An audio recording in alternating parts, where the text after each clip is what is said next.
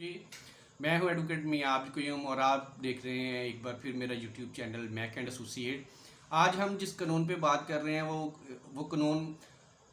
बाबा आदम के वक़्त का तो नहीं है, लेकिन बाबा कौम मोहम्मद अली जिन्ना के पैदाइश के वक़्त का ज़रूर। जी हाँ, मैं बात कर रहा हूँ ट्रस्ट एक्ट 1982, जो कि 2020 तक एटलीस्ट पंजाब में नाफिजुल अमल रहा, लेकिन उसके बाद जो है वो पंजाब में नया एक्ट आ चुका है ट्रस्ट के हवाले से, जिसे हम द पंजाब ट्रस्ट एक्ट 2020 कहते हैं। तो इसके अंडर अब नई चीज़ें क्या हैं और किस तरह से जो है वो फिर फर्दर नोटिफिकेशंस आके और फर्दर जो है वो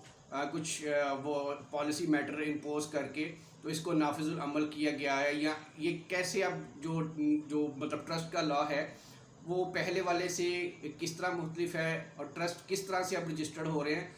और इनका क्या सारा ओवरऑल प्रोसेस है, ये इसी वीडियो में हम डिस्कस करने जा रहे हैं। तो मेरे साथ रहिएगा, वीडियो को ज़्यादा से ज़्यादा शेयर कीजिएगा, जिसको भेज सकें, जहाँ जहाँ पे आप इसको फॉरवर्ड कर सकें भाईजान ज़रूर कीजिएगा और मुझे अपनी दुआओं में याद रखिएगा। तो हम आते हैं अपने टॉपिक की तरफ और बात करते हैं कि ये जो ट्रस्ट एक्ट 1982 था,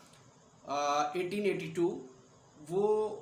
पाकिस्तान में पूरे पाकिस्तान में जो है वो नाफिजुल अमल था। और उसके तहत हम क्या करते थे कि आपका ट्रस्ट रजिस्टर करवाते थे विद दी सब रजिस्ट्रार। उस सब रजिस्ट्रार के पास करवाया जाता था जहाँ पे आपकी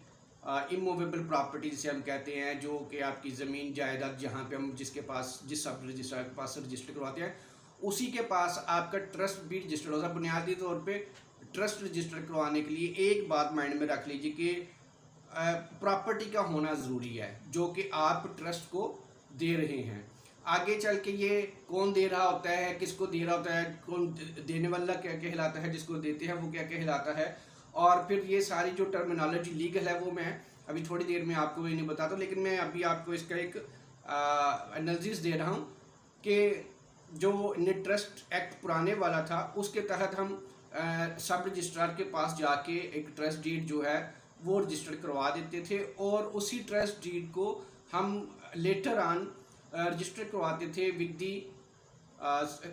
सोसाइटीज़ एक्ट रजिस्ट्रार के साथ, जो कि आमतौर पे एनजीओ कहलाती है, यानी वेलफेयर सोसाइटीज़। 1860 का जो लॉ है उसके तहत जाके हम उसको दोबारा रजिस्टर करवाते थे और फिर हम वो उसी नाम के साथ जो कि हमने ट्रस्ट रजिस्टर करवाया होता था, यानी आप कह लें कि मोहम्मद अली ट्रस्ट या एबीसी ट्रस्ट, तो वो एबीसी ट्रस्ट एज इट उसी टाइटल और नाम के साथ रजिस्ट्रार ऑफ सोसाइटीज़ जो है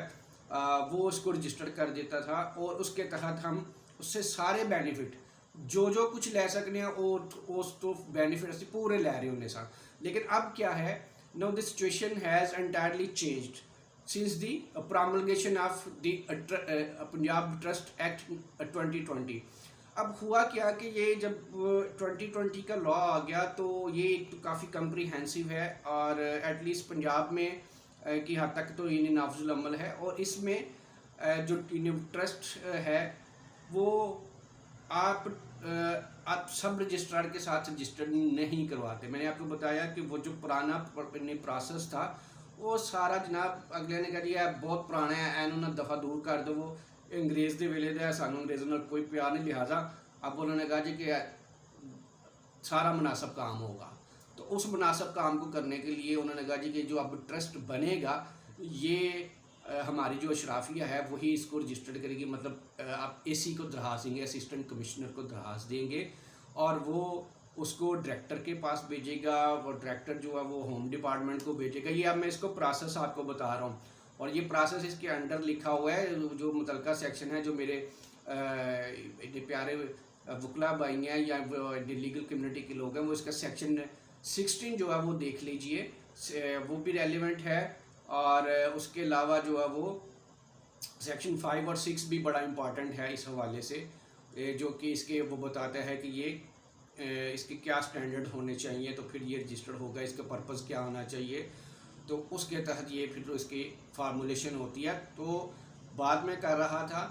कि इसकी जो रजिस्ट्रेशन का प्रोसेस है वो अशराफिया को दिया गया है, असिस्टेंट कमिश्नर को दिया गया है, असिस्टेंट कमिश्नर से डायरेक्टर के पास, और फिर ये होम डिपार्टमेंट जाता है, और फिर सारी इसकी स्क्रूटनी उसी तरह से होगी जैसे आप वेलफेयर सोसाइटी एनजीओ रजिस्टर करवा रहे हैं, एनपीओ रजिस्टर करवा रहे हैं, फाउंडेशन रजिस्टर करवा रहे हैं। आपको याद होगा, अगर आप मेरे चैनल के ऊपर सब्सक्राइबर हैं तो आपने मेरी कोई साल पहले वीडियो देखी होगी कि what is the difference between NGO, NPO, foundation, welfare society and etcetera. तो उसमें ये सारी चीज़ें बेसिकली मैंने आपको बताई थी। लेकिन इसमें आज का टॉपिक जो है ना वो ट्रस्ट का ही है, इधर उधर नहीं ऐसी जाना पाइना, सिर्फ ऐसे टॉपिक के उत्तर रहना। तो इसी टॉपिक को डिस्कस करते हुए मैं ये आपको बता रहा हूँ कि अब जो है वो ट्रस्ट पंजाब में वो होम डिपार्टमेंट के ज़रिए ही रजिस्टर, जो बाकी सारी वो प्रोसेस करते हैं, तो अब गुजरना उस प्रोसेस से पड़ेगा। वो आप कुछ भी रजिस्टर करवाएं, हमें होम डिपार्टमेंट एजेंसीज की वेरिफिकेशन और क्लियरेंस जो है वो करवानी ही होगी। अच्छा, अब इसके मेन कंटेंट्स के ऊपर आते हैं कि ट्रस्ट नॉर्मली क्यों बनाया जाता है और ये ट्रस्ट एनजीओ एनपीओ से क्यों कर मुख्तलिफ है। ट्रस्ट नॉर्मली उस वक्त कोई नहीं बनाता है कि जब आपके पास कोई ना कोई प्रॉपर्टी हो जो आप वेलफेयर के लिए, किसी ख़ास लोगों के बेनिफिट के लिए, वो 2-4 भी हो सकते हैं, वो ज़्यादा भी हो सकते हैं, उनकी कोई लिमिट नहीं है। तो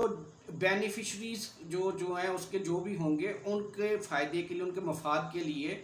आप ट्रस्ट डेवलप करते हैं, और ट्रस्ट की जो प्रॉपर्टी है वो आप यानी फीसबिलिल्लाह यानी चैरिटेबल पर्पस के लिए वक्फ कर देते हैं। अच्छा, अब इसमें 4 एलिमेंट समझ लीजिए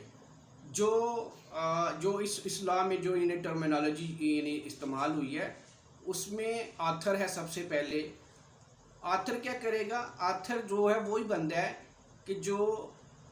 ये विलिंग है, इस चीज़ के लिए तैयार है कि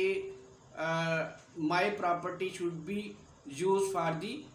पब्लिक वेलफेयर, या फिर इन लोगों के मफाद के लिए इस्तेमाल होनी चाहिए। तो वो जो अपनी प्रॉपर्टी देने के लिए तैयार है वो आथर कहलाएगा। अब वो जिसको दे रहा है और जो लेने के लिए तैयार है वो जिम्मेदारी ऑन करने के लिए तैयार है कि भाई ठीक है,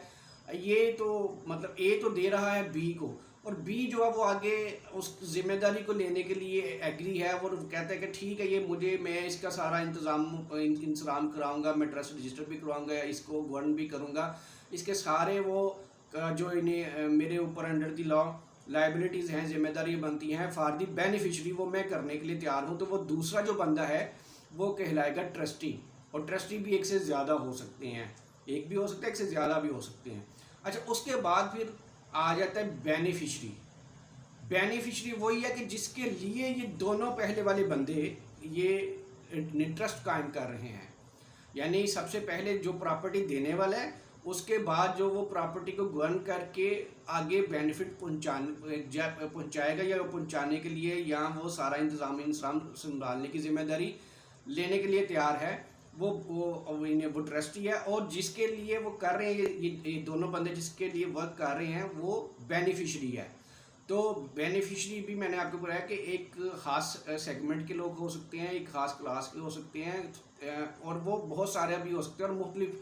सेगमेंट के लोग भी हो सकते हैं, यानी उसके मुख्तलिफ पर्पज़ हो सकते हैं किसी भी ट्रस्ट के। अब ये जब तीनों मिल जाते हैं और ये मिल के एक ट्रस्ट कायम कर देते हैं, यानी इसमें जब 3 एलिमेंट आ गए, आथर भी आ गया, इसमें जिन्हें ट्रस्टी भी आ गए, इसमें बेनिफिशरी भी आ गए, now it's a trust, it becomes a trust, यानी ये 3 चीज़ें मिलें तो फिर एक ट्रस्ट कायम हो जाता है। और उसके पर्पसेस जो है मैंने आपको बताया कि इसके पर्पसेस जो हैं वो गैर ममनुआ नहीं होने चाहिए, इलीगल नहीं होने चाहिए, और वो सारे आगे फिर काफ़ी सारे लॉ में लिखे हुए कि क्या होने चाहिए और क्या नहीं होने चाहिए। तो वो उन कंटेंट्स में मैं नहीं जा रहा, मैं आपको मेन इनका इस वीडियो का पर्पज़ है कि आपको ये बताना कि ये जो पहले वाला लॉ था वो जो ख़त्म हो चुका है, उसके तहत जो नॉर्मली हम क्या करते थे कि हर किसी को उससे बेनिफिट हो जाता था, वो ट्रस्ट रजिस्टर्ड होके आप उसके ऊपर सारा कुछ कर सकते थे, जो कि अब ये मेरी बात नहायत गौर से सुन ले कि अब नए वाले लॉ जो कम अज़ कम पंजाब की हद तक है, दी पंजाब ट्रस्ट एक्ट 2020, इसके तहत आप ट्रस्ट बना के तो वो बेनिफिट नहीं ले सकते, जो कि सबसे ज़्यादा आमतौर पे हमारे जो लोग जिसलिए ट्रस्ट रजिस्टर करवा रहे होते हैं कि they will also get the public funding, वो पब्लिक से जो है वो लेंगे,